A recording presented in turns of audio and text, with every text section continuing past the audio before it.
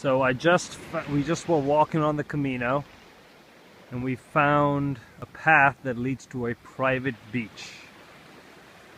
Isolated beach. There's nobody here except my walking buddy Luis, and he's from Spain. He doesn't speak much English and I don't speak much Spanish.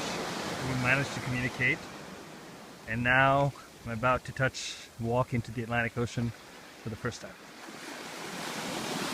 in Spain.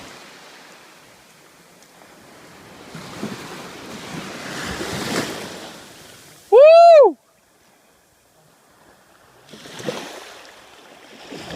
Frío!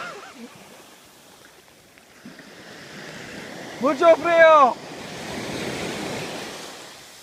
¡Ah! Bueno!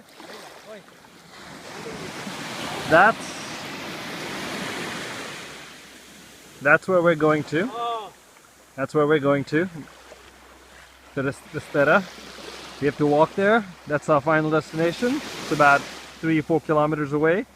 But we saw this remote beach and we decided that we needed to get our legs in the water. Our Camino has ended. Or almost ended. Fantastic.